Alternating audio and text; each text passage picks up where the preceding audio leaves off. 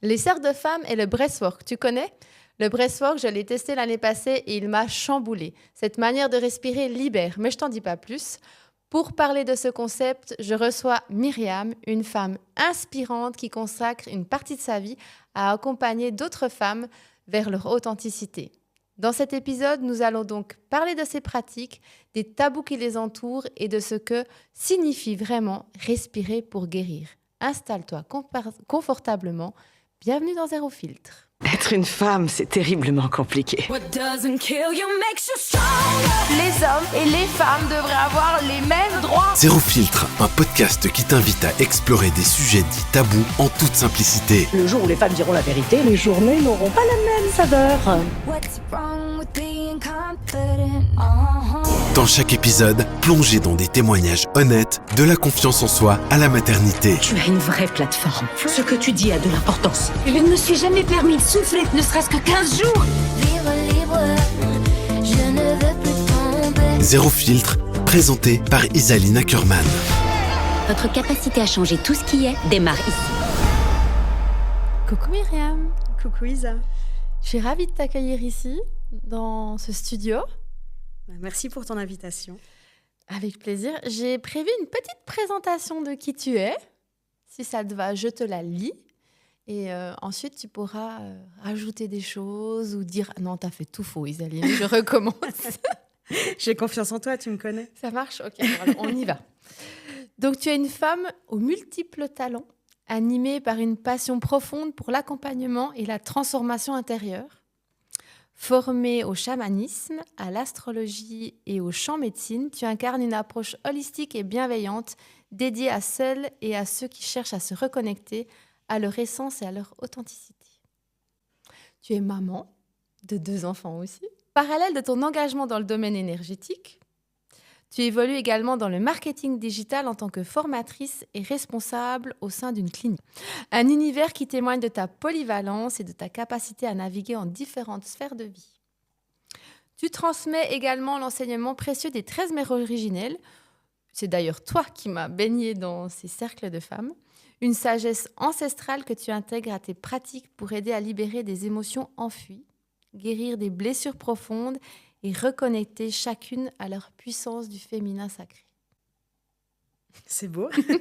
Tu as une approche à la fois douce et profondément transformatrice. Tu m'inspires et tu inspires, je pense, celles et ceux que tu accompagnes à explorer leur intériorité et à embrasser leur propre chemin. Je suis vraiment ravie de t'accueillir ici et j'ai très envie qu'on lève le voile ensemble sur tous ces pratiques que l'on peut juger des fois ou qui sont entourées de mystères et de tabous et qui peuvent parfois susciter des craintes. Dans mon entourage, en tout cas, moi, j'en connais des gens qui ont peur de ces pratiques-là. Donc, grâce à toi, nous allons découvrir ce que ça peut apporter, les bienfaits et où ça peut nous mener. Je suis super contente parce qu'aujourd'hui, on est vendredi 13. Ben oui, on a fait exprès un peu, non? Évidemment qu'on ne pouvait pas changer de date. Non. Et donc, vendredi 13, pour moi, ça va nous porter chance et pas malheur. Et déjà, on peut démarrer sur une déconstruction du vendredi. Chaque jour de la semaine est en lien avec une planète. Ah.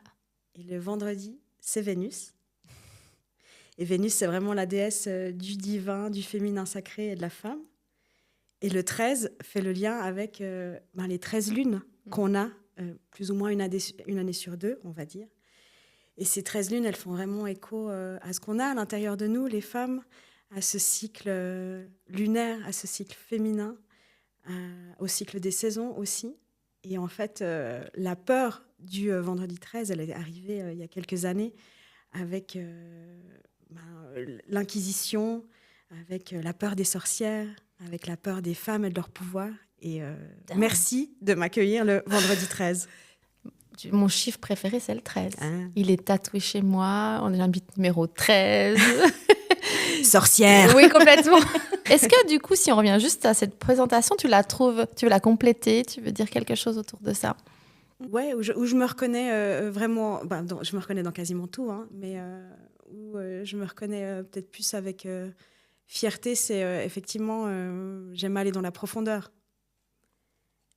Et parfois avec fermeté, parfois avec douceur, parfois avec autorité, mais c'est vraiment dans une envie de proposer à la personne de rencontrer son authenticité.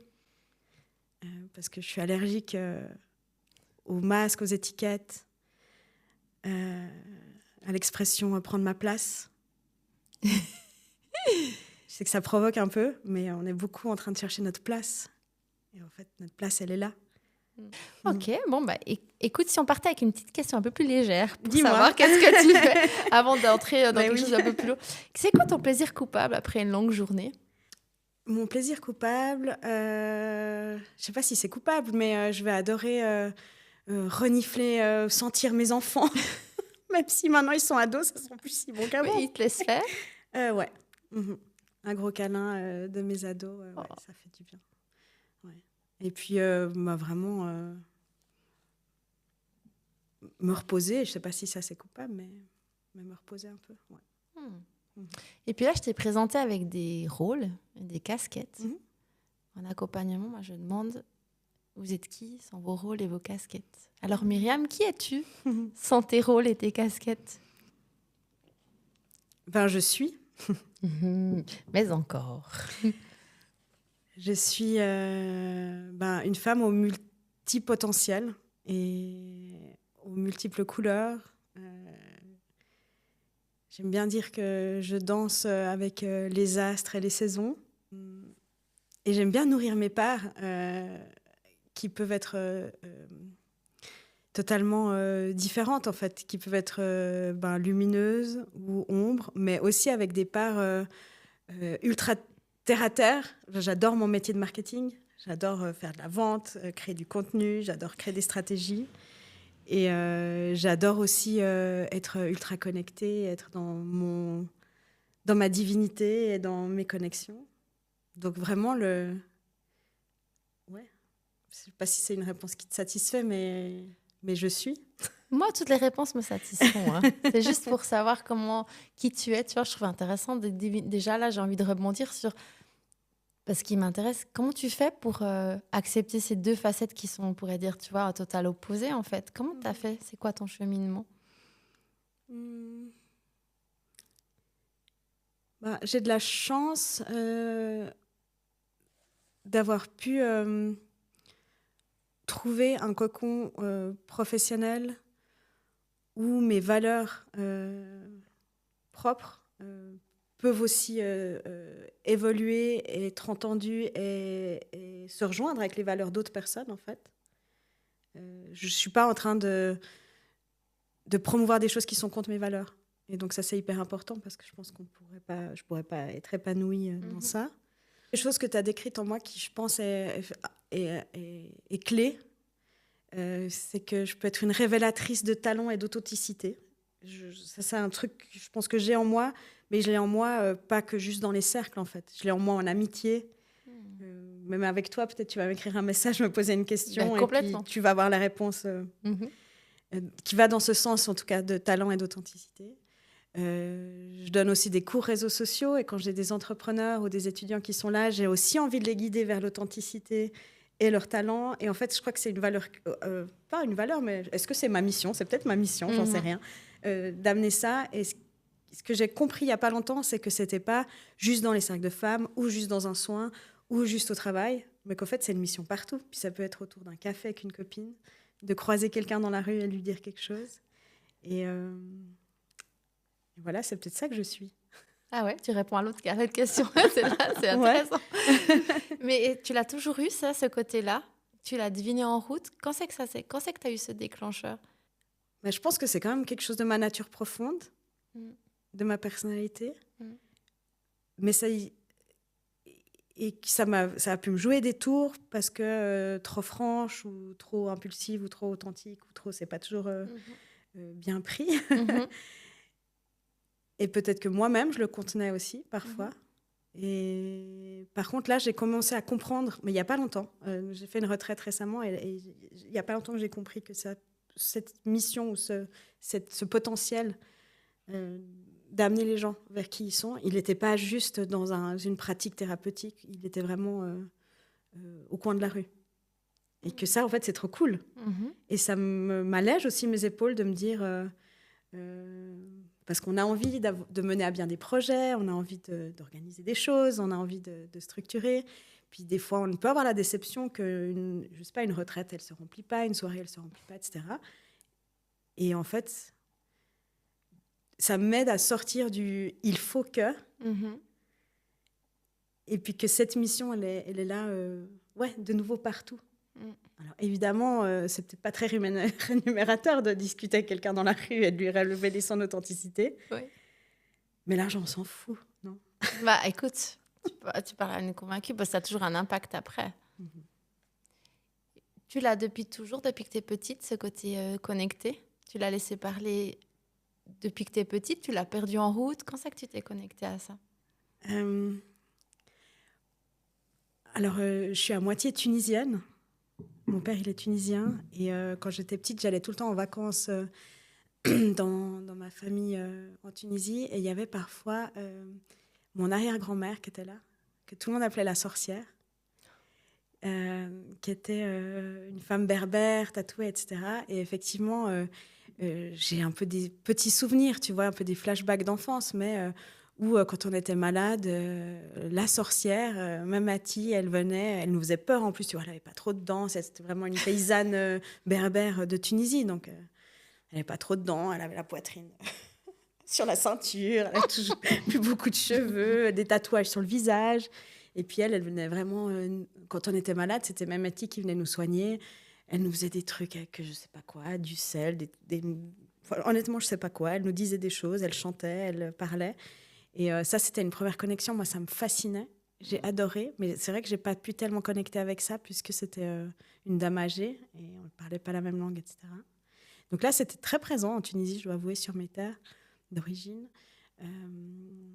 Après, vers 12-13 ans, évidemment, on aimait bien aller appeler les esprits au bord de la plage. Oh oui, ça me fait un souvenir, pardon. Tu vois la truc de Ouija, là, Alors, on t'écrit. Tu oui, l'as fait aussi? Moi, c'était dans les miroirs à minuit, appeler les esprits, et pareil, mais pas au bord de la plage, dans les chambres de copines. Ouais, complètement. Ah, alors, tu vois. Et en fait, je crois que ça s'est perdu. Comment Je pense qu'à un moment, j'ai perdu la foi, en fait. Ah, intéressant. Ouais. Ouais. Il y a ma grand-mère de Tunisie qui est décédée. Il y a eu le divorce de mes parents, il y a eu 2-3 trucs comme ça. Et tu sais, c'est comme si j'avais perdu la foi. Et du coup, c'était plus intéressant de faire du shopping et de se bourrer la gueule à 16 ans. Team vodka Red Bull, oui. Martini ici. Martini, oui, mais Martini maintenant. Vodka Red Bull à 16 ans. Ah oui. Toi, c'était Moi, Martini. c'est la merde. Ah, c'est le Jura, ça. Oui, exactement. Et du coup, je pense que j'ai perdu la foi. Mais tu vois, je sais aujourd'hui, en parlant avec toi, que je mets des mots là-dessus. Tu as eu une émotion Ouais, quand ouais, tu l'as dit. ouais. Ouais. Et c'est revenu, peut-être même 20 ans après, tu vois. C'est une grosse pause, hein. Je pense au décès de ma maman, c'est revenu par le hasard des réseaux sociaux qui m'a amenée sur une formation de Reiki.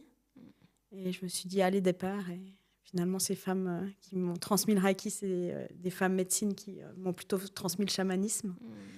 Et de ça a rouvert un truc, ouais. C'est intéressant de voir qu'en fait, moi je trouve toujours, tu sais, quand tu parles des fois à des gens qui ne sont pas connectés ou qui ne sont pas encore dans ce cheminement-là, de voir qu'il y en a qui sont vraiment réfractaires et de constater que même moi, de par mon histoire, je n'ai pas tout le temps été non plus... comme toi, j'ai eu l'enfance, puis après, comme toi, j'ai comme perdu le contact, en fait. Et après, j'ai eu aussi un élément déclencheur qui a fait que je remets le contact. Et je trouve intéressant de voir que c'est des histoires qui se répètent un peu. Et ça donne de l'espoir. Des fois, quand je vois que les gens sont complètement réfractaires, je me dis, ah, mais il y a quelque chose après qui peut vous appeler à entrer quand même dans cet univers. Et à part ça, je pense que plus tu es réfractaire, presque plus tu es connecté au final.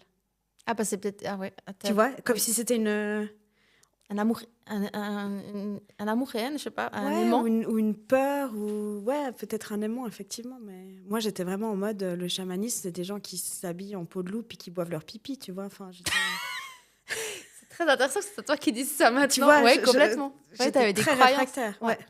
Ou des jugements. Plus des croyances, je pense que c'était des jugements.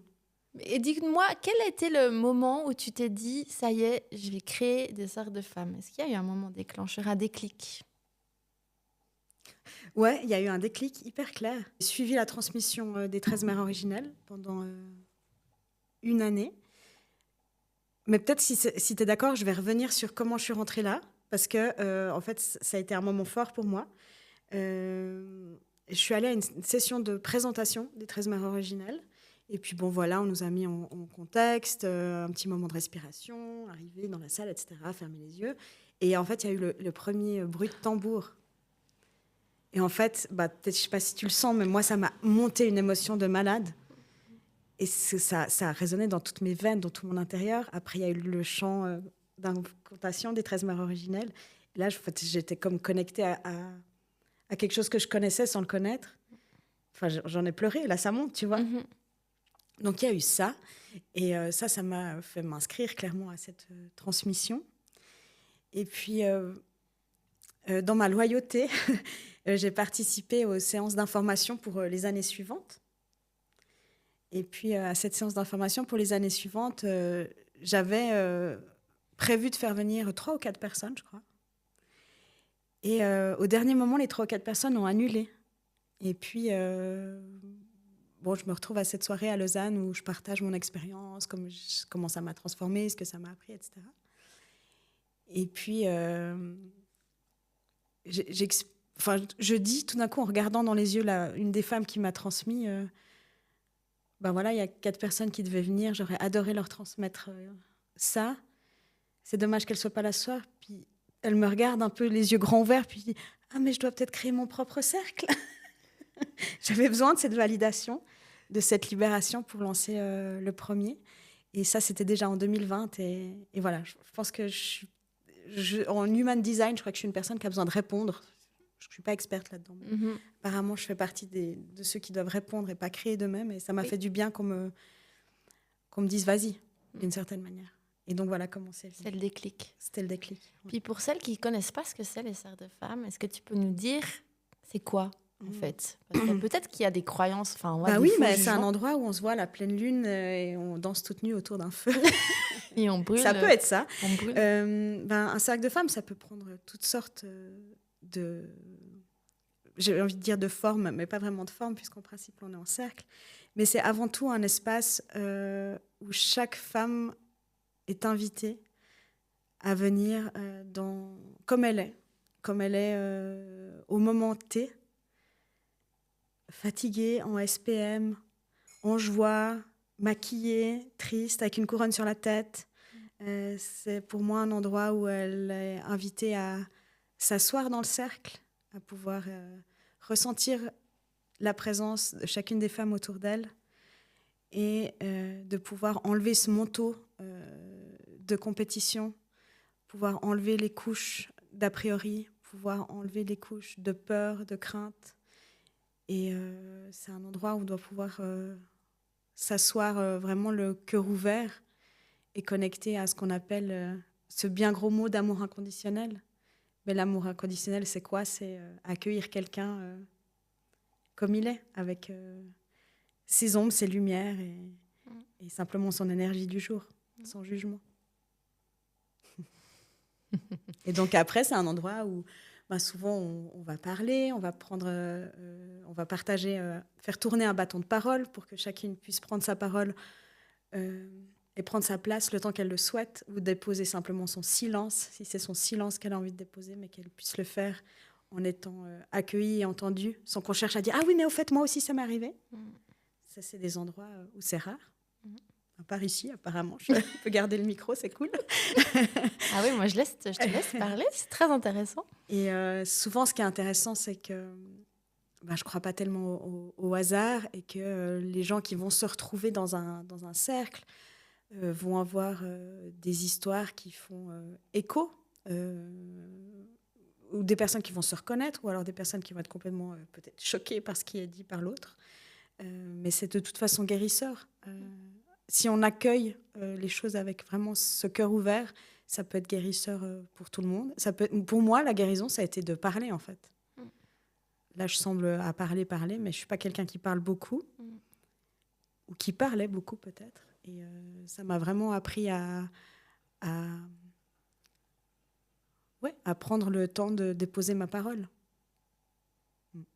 Ouais, je trouve que c'est ça qui est beau, en tout cas. C'est ce que j'ai expérimenté aussi. Ouais. Le temps, la médecine de la parole et de verbaliser des fois des choses qu'on garde, en fait. Je sais pas comment dire. Ce qui est intéressant, c'est que parfois, si tu arrives à lâcher le contrôle... Gros thème, ça. Gros thème, ouais. Mais si tu arrives à lâcher le contrôle et pas anticiper ce que tu vas dire, à vraiment être dans une écoute active de ce que les gens vont déposer aussi, tu vas peut-être dire des choses que tu n'as même pas conscientisées, en fait. Et c'est ça qui est magique. C'est vrai. Qu'est-ce que tu dirais à quelqu'un qui est réticent à venir? Ou, tu vois, je ne sais pas comment expliquer ma question, mais qui semble s'intéresser, mais qui se dit c'est pas pour moi, ou ça va pas marcher. Enfin, tu comprends? Bon, déjà, ça va pas marcher. Moi, je vais quand même lui proposer de pas avoir d'attente de résultat. Que c'est un moment pour elle. Qu'au mieux, elle aura passé un bon moment parce qu'il y a un temps de méditation et d'avoir pris du temps pour soi, c'est déjà pour certains un effort. Et qu'au mieux, ça peut activer une guérison. Mais que c'est en tout cas pas moi qui vais la guérir. Et puis, il y a une autre partie que j'aimerais qu'on discute. Après, ça va être lié dans mes autres questions. Grâce à toi, donc déjà, tu m'as initiée à ça. Je me souviens aussi du tambour chamanique qui m'a complètement bouleversée. Hein. Je pense que ça reste un des déclics de mon chemin. Le breathwork à Lyon, c'était aussi quelque chose qui m'a bouleversée vraiment. Et d'ailleurs, j'ai dit, ça, c'est une pratique que je veux parler, démocratiser. Parce que je pense que j'avais, moi, alors que je suis ouverte à ce genre de pratique, beaucoup de craintes par rapport à ça. Aussi parce que je contrôle beaucoup de choses et que je me disais, mais est-ce que je vais arriver à lâcher? Est-ce que je vais arriver à avoir des bénéfices malgré tout ça? Donc, j'aimerais que tu me dises, tu dises à celles qui nous écoutent, c'est quoi le breathwork déjà? Et est-ce que c'est ouvert à tout le monde? Le breathwork, ce qui est intéressant, c'est que c'est vraiment une pratique qui va nous permettre de déverrouiller un petit peu les blocages, les cadenas du mental. On est tous, j'aime pas trop les généralités, mais on peut vite être victime de notre mental, de nos habitudes, de nos contrôles. Et en fait, ce que je trouve intéressant avec le breathwork, c'est que c'est une méthode naturelle pour y parvenir. Je sais qu'il y a d'autres pratiques qui vont donc parvenir à rentrer dans un état de conscience modifié, en fait. Il y a d'autres pratiques qui vont utiliser des champignons, du poison de grenouille, de l'ayahuasca. Enfin, dans le chamanisme, il y a aussi toutes ces tendances de pratiquer des plantes médecines et sacrées, mais plus dans leur pays. Ici, on ne sait pas trop. Et en fait, moi, je ne suis pas trop drogue et tout ça. Fumer des joints, ce n'est pas tellement mon truc. Et j'ai trouvé intéressant d'avoir une approche où j'arrive à faire péter mon propre mental avec moi-même, avec mon souffle. Et donc, le breathwork, c'est vraiment le travail du souffle. Breath, respirer, et work, le travail du souffle. Et la méthode, il y a plusieurs modes et méthodes du breathwork en Suisse ou en Europe. Il y a la respiration holotropique, il y a le breathwork chamanique. Enfin, c'est pour moi un peu tout des noms et des étiquettes. Je pense que beaucoup de ces pratiques se rejoignent, mais la façon dont moi je l'ai reçue, c'est le breathwork alchimique où en fait on va travailler avec la musique en complément, de la musique très forte pour vraiment nous inviter aussi à quitter un petit peu le mental, avec une respiration qui est assez simple en fait. On inspire par le nez, on expire par la bouche, et en fait on le fait sans temps de pause. Et on part dans un genre d'hyperventilation qui va nous permettre vraiment, si on ose y aller, de lâcher le mental. Même le corps physique réagit un petit peu. On peut avoir un peu des fourmillements, on peut avoir un peu les mains qui se crispent en mode T-Rex. Mais l'invitation, c'est de ne pas avoir peur parce qu'on est justement encadré. Et puis, ça peut vraiment amener des libérations. Mais des libérations, enfin, il faudrait...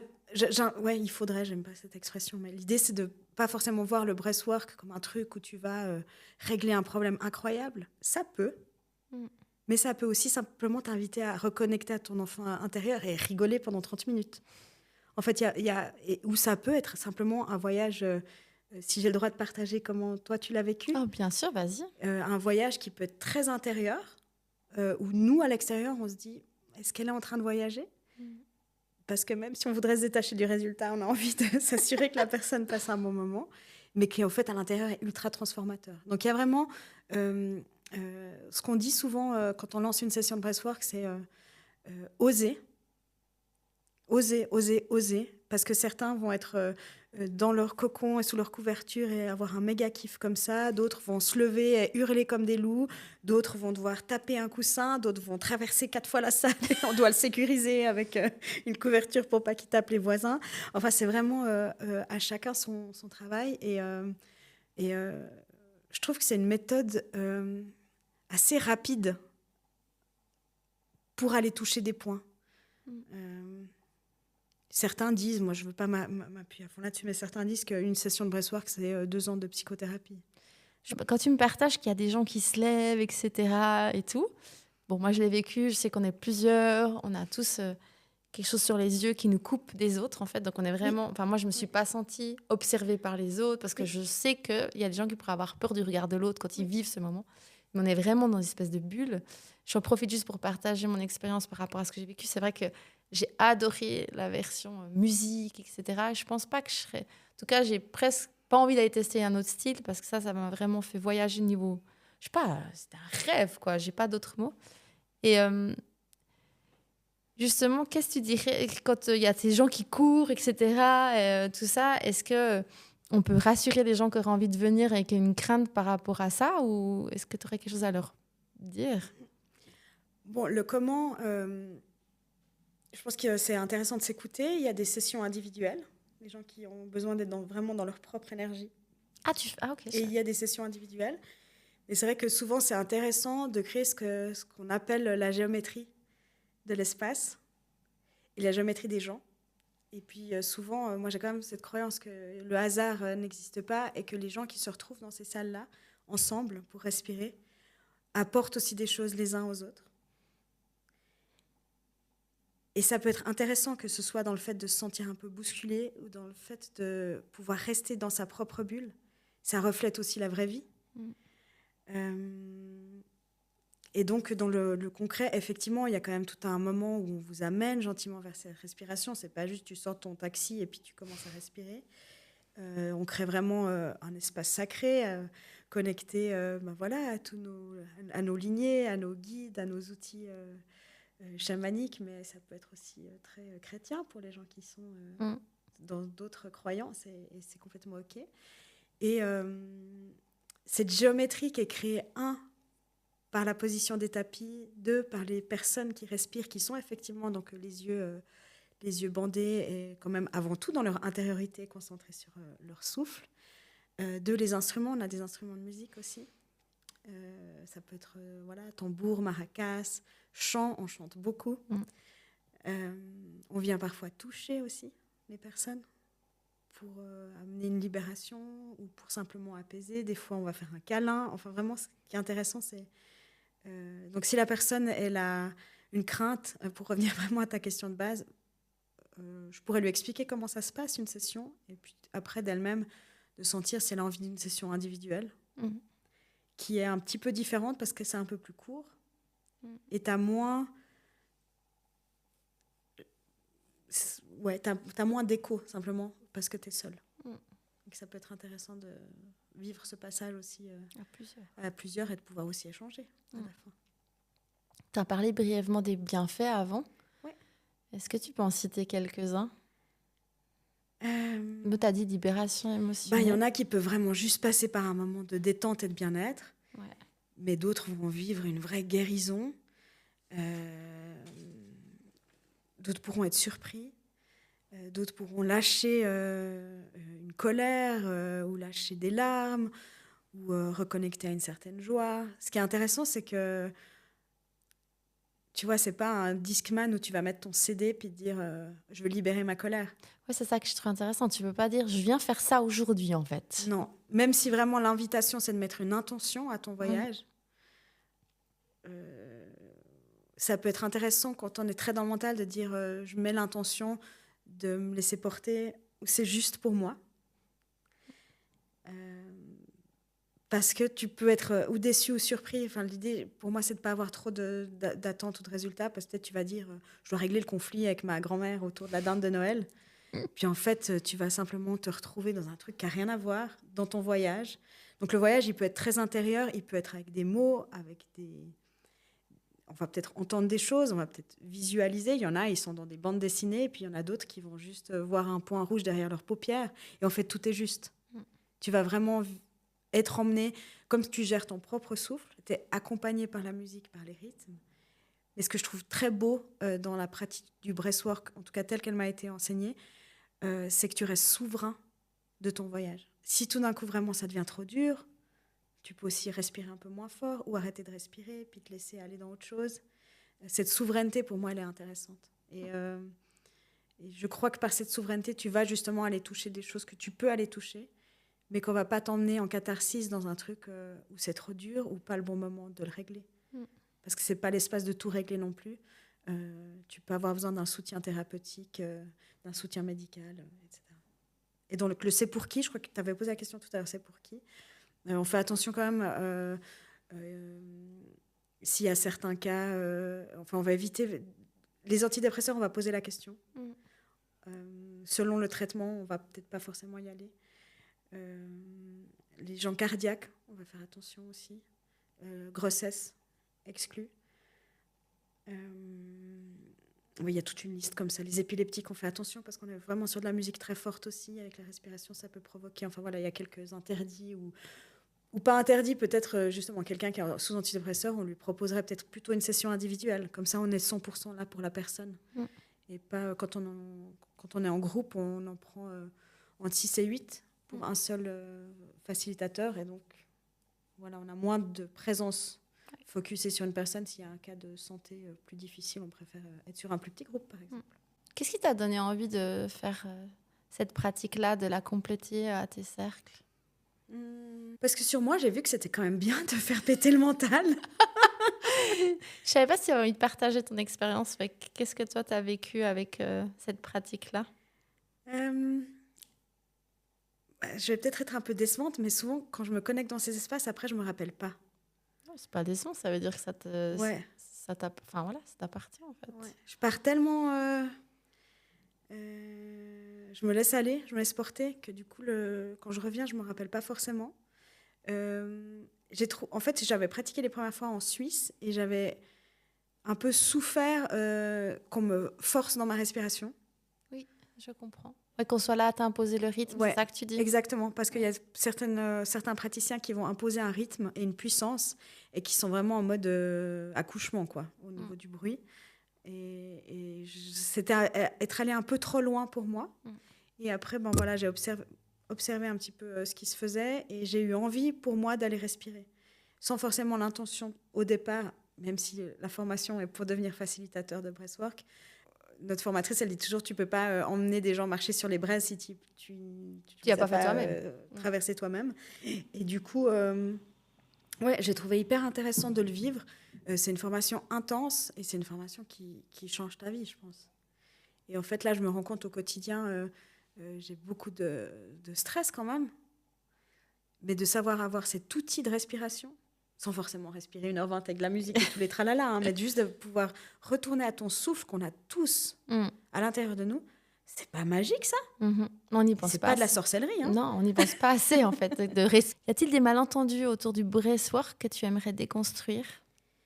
Ouais, je pense que ce qu'on peut déconstruire sur le breathwork et un peu sur toutes ces pratiques énergétiques, c'est un chemin de guérison. Parce que je suis vraiment fondamentalement convaincue que c'est pas nous qui guérissons les gens.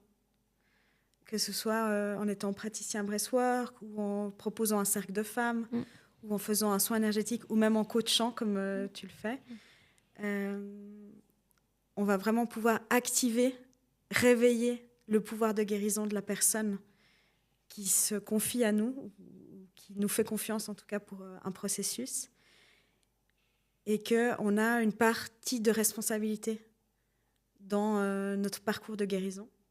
Alors évidemment, je ne parle pas de santé, quoique, mais je ne suis pas assez experte, donc je ne veux pas aller sur la santé physique. Mais en tout cas, je pense que sur la santé mentale, qui a un impact sur la santé physique, on peut essayer de... C'est un peu tricky comme sujet, mais on peut essayer de déverrouiller en tout cas son parcours de guérison en acceptant une certaine part de responsabilité dans notre vie. Et je ne parle pas de culpabilité, je parle de responsabilité, de nourrir sa flamme, de nourrir sa foi, de nourrir ses rêves, d'activer des choses, les mettre dans la matière. On est quand même un peu responsable de tout ça. Ouais, moi je pense que c'est une clé, tu as raison. De retrouver sa responsabilité et son pouvoir. Moi je le dis en accompagnement. Moi je me mets en marche à côté de vous, je vous offre un chemin, mais si vous ne marchez pas, en fait, il ne va rien pouvoir se faire. Donc ouais, je te rejoins complètement. C'est assez difficile parce qu'en fait c'est un engagement envers soi et envers les autres. Et non, mais je trouve que c'est de plus en plus difficile. Tu vois, par exemple, la transmission des 13 mères originales qui se fait sur 13 rencontres. Je ne suis pas certaine de la relancer l'année prochaine, puisque les gens ont de la difficulté à s'engager. Et au fur et à mesure qu'on travaille, ça devient peut-être de plus en plus intense. Mais ce n'est pas moi qui force l'intensité, c'est ce qui est. Et peut-être tu le vis aussi en coaching, les gens... prennent peut-être peur, mais pas une peur d'outils, pas une peur de chanter avec les loups ou du tambour. C'est une peur d'aller à la rencontre de soi. Oui. Et puis c'est plus facile de dire je suis pas aimée, je suis née d'une césarienne, donc je suis coupée de ma famille. Tout ça, tu l'as dit avant, je pratique l'astrologie. Et on a cette croyance que en fait, tu choisis ta carte du ciel et tu choisis l'univers dans lequel tu nais, etc. Et après, c'est pas toujours facile à entendre parce que quand il y a des maladies, des guerres, des deuils, des choses comme ça, tu te dis mais moi, j'ai pas choisi ça. Mais c'est que t'as à quelque part les épaules pour vivre ça. Et que, de nouveau, même si ça demande parfois vraiment beaucoup de courage, de résilience, je crois qu'on a à l'intérieur de soi les choses pour guérir ou avancer. Ou parfois renoncer, je peux l'entendre, mais qu'on ne peut pas se reposer que sur la culpabilité de son entourage. Donc en fait, ce que tu essaies de dire, c'est que de par les outils que tu transmets ou que tu as quand tu crées les cercles, ça, tu amènes les gens à se reconnecter à leurs responsabilités et à leur pouvoir, en fait. Ouais, à leur pouvoir, à leur souveraineté même.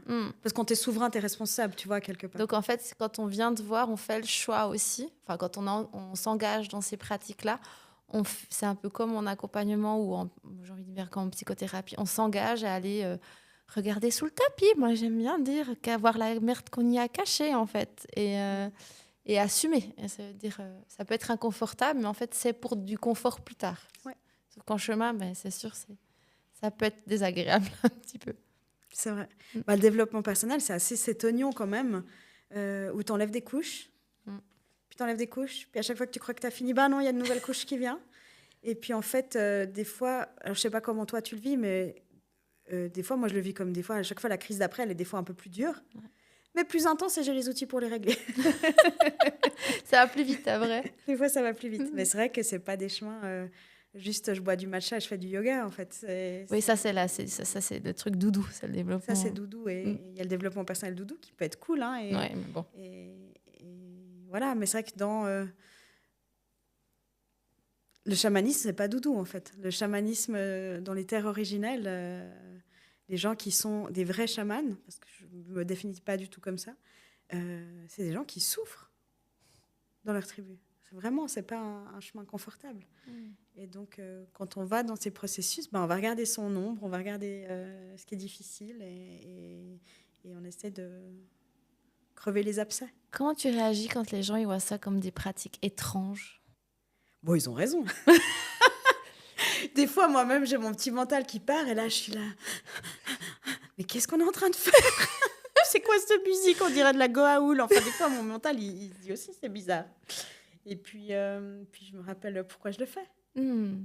Mais c'est vrai qu'à quelque part, on n'est pas habitué à s'asseoir en cercle, à se donner un bâton pour se donner chacun notre tour, notre parole. Mais au fond, c'est des rituels. Je crois que la société elle a besoin de rituels. Tu vois, comme à Noël, on va tous probablement avoir une bûche de Noël autour de notre table.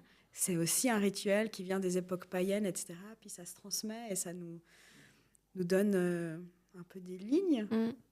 Ouais, c'est plus ou moins bizarre. Moi, je trouve aussi des fois bizarre le mec qui fait du footing à 4h du mat en short en hiver. Enfin, mais j'entends que ça fait peur. Ça fait souvent peur aux conjoints, parfois aux enfants, parfois aux parents. Et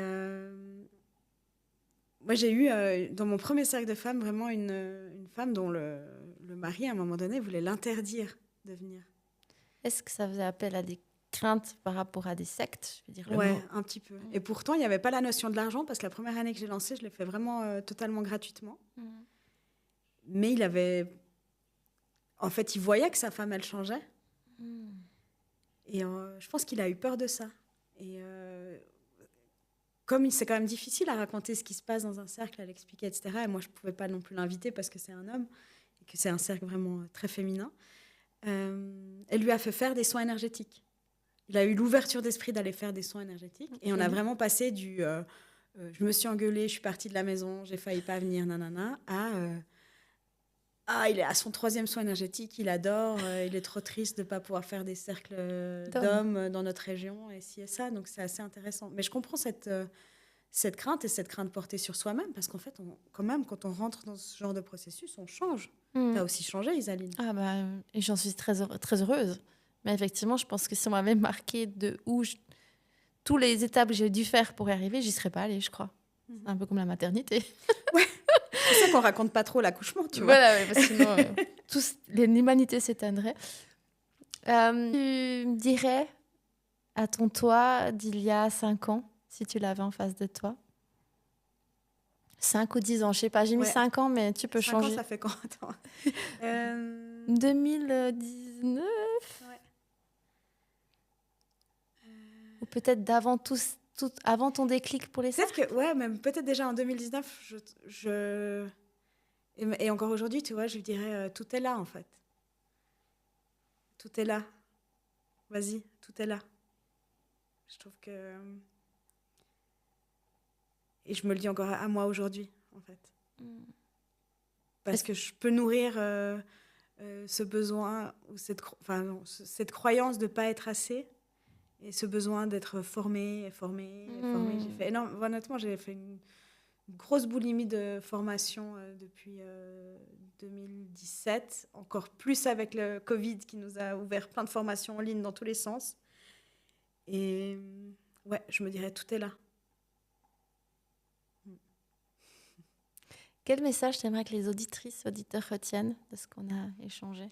Ah, c'est une bonne question.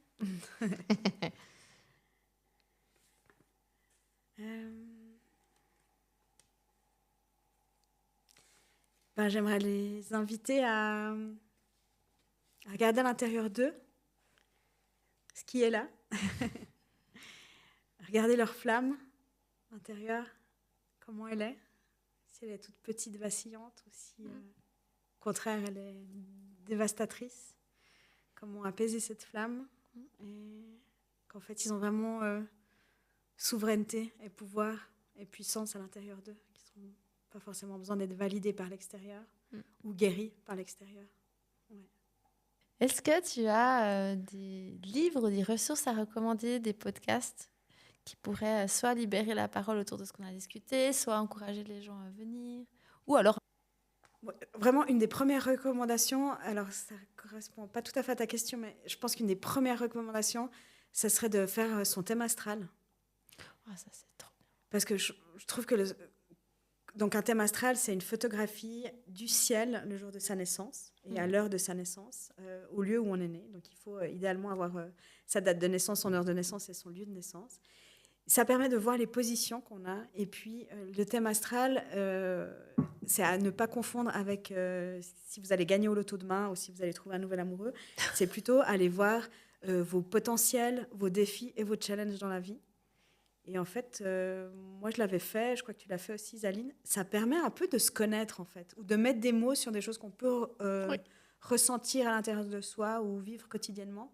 Et puis, tout d'un coup, pouf, pouf, pouf, ça met un petit peu des lumières et ça nous permet de mieux nous connaître. Donc, ce serait une première recommandation. Faites votre thème astral avec quelqu'un qui va vous... Pas en prédictif, plutôt en mode qui vous êtes. Et au niveau des podcasts, honnêtement, il y en a pas mal. Et là, je n'ai pas les noms en tête. Je suis désolée. Il y a évidemment celui que vous écoutez en ce moment, auquel il faut vous abonner et mettre 5 étoires. J'adore. Ça, c'est la déformation marketing. Désolée, c'est revenu. Très bien. Moi, j'aime beaucoup. Peut-être par rapport... Si, il y a un livre à recommander, peut-être par rapport au parcours hyper intéressant de comment quelqu'un est tombé, on va dire, dans cet univers de connexion, etc. Moi, j'aime beaucoup le livre Un autre monde de Aurore Wittmer, qui est une de mes formatrices.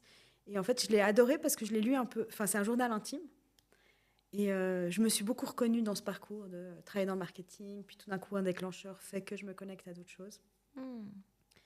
Ça peut être intéressant pour comprendre ce processus.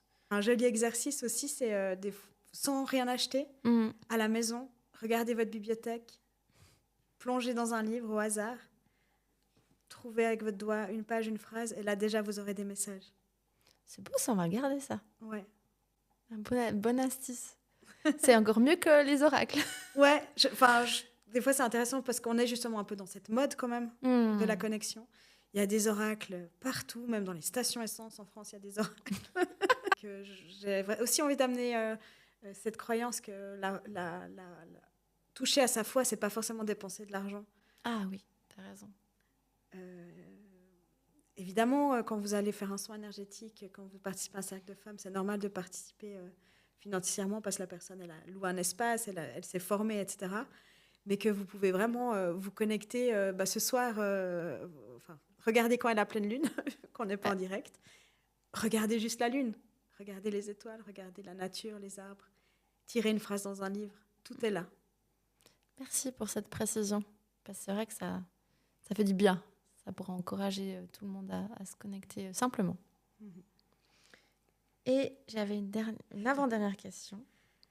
Quels sont tes rêves pour, je sais pas, le cercle, le breathwork, ou alors est-ce que tu veux partager tes rêves personnels? Mais un de mes rêves, je crois que je l'ai déjà évoqué au début. Je crois que j'adorerais pouvoir clore ma vie professionnelle active et terrienne à 50 ans. Et puis de pouvoir être allégée et libérée du souci financier. Et de pouvoir être libre de créer des retraites. Moi, je rêve d'emmener les femmes où il y a de l'eau. Pouvoir leur amener une connexion à l'élément de l'eau, pouvoir aussi se connecter à la terre, aller rouler dans la terre, pouvoir vraiment amener des belles choses comme ça. Ouais, mon rêve, ce serait de me libérer complètement du souci matériel, je pense, et de pouvoir... matériel au sens vraiment de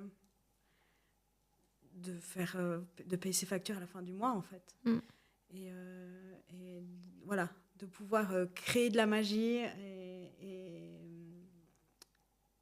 ouais, créer de la magie. Où c'est qu'on peut te retrouver, justement, si on a envie de venir tester les respirations, le breathwork, les 13 mères originelles, ou bien faire ton thème astral. Tu fais des thèmes astrales ou bien Oui, mais alors j'ai le potentiel, mais il me manque de temps. Donc je renverrai chez des collègues qui ont un peu plus de temps pour ça. Donc j'ai un site internet, c'est wildmoon.ch, ou un compte Instagram Myriam Wildmoon, voilà. Et je pratique plutôt à Olon, donc dans le canton de Vaud, proche d'où j'habite, les Diablerets. Merci. Moi, je me réjouis de te convier. On en a déjà parlé pour des séances de breathwork dans mes retraites. Mais comme toi, moi, je suis dans les concepts, dans les questions pour le moment. Voilà. Donc, merci. Avec joie. Merci, Zaline. Je suis sûre on s'est rencontrés sur Instagram et une amitié est née. Et en fait, je suis sûre qu'on va créer des belles choses ensemble. C'est bien que tu viennes sur ça. Je voulais mettre au début et je me rappelais plus comment, le tout début, tu vois. Mais le comment, je crois que c'est vraiment à force de répondre, discuter sur Insta. Comme quoi, Instagram, ça mène à tout. Même derrière un micro, à la cité. Si vous avez aimé le podcast, pensez à liker, à commenter pour nous soutenir, pour libérer la parole autour des sujets qu'on a parlé aujourd'hui. C'est grâce à vous qu'on fera un impact. Et puis, mettez de l'amour à Myriam sous la vidéo, sous l'épisode. On viendra vous lire. Voilà, je vous souhaite une bonne semaine et je vous dis à bientôt.